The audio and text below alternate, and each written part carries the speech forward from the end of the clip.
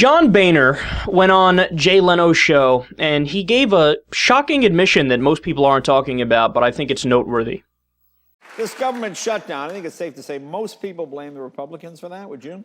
Yep. You agree with that? Yep. Yeah, so. Yep. Okay, so that was pretty much down the dumps.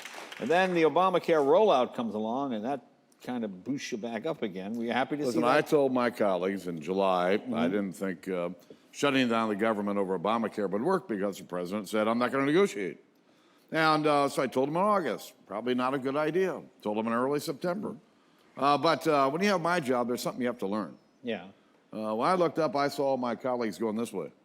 And you learn that a leader without followers is simply a man taking a walk. Right. So I said, you want to fight this fight? I'll go fight the fight with you. Right. But it was a very predictable disaster. Yeah. And so the sooner we got it over with, the better. Okay, he just admitted that he can't keep the House in order. Now, we already knew that, and Democrats had been saying that for a long time.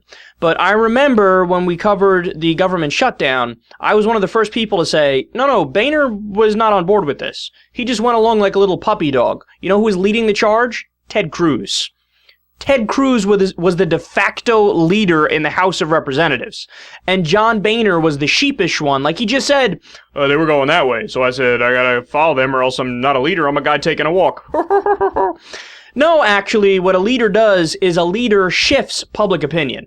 A leader can rally opinion to his side. A leader doesn't follow based on what people say.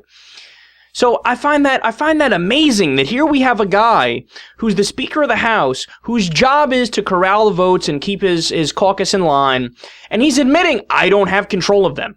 I don't know what I'm doing. And what you have here is a split in the Republican Party in the House between the corporate whore wing, who John Boehner represents. He's a corporate whore, right? All he does all the time is whatever his donors want him to do, period. Whatever the corporations say, he does. There's a great story that came out a while back that talked about how John Boehner walked around the House of Representatives floor handing out checks from Big Tobacco and saying, yeah, thank you for selling out. Here's your money. Thank you for selling out. Here's your money. Now, that's who he represents, the Chamber of Commerce, all the big corporations. And Ted Cruz represents the Kool-Aid drinkers. That's the Kool-Aid drinking wing of the Republican Party. That's the wing that actually, believes Rush Limbaugh and believes Glenn Beck and truly is like, no, I think if we do what these guys want us to do, we'll make the country better.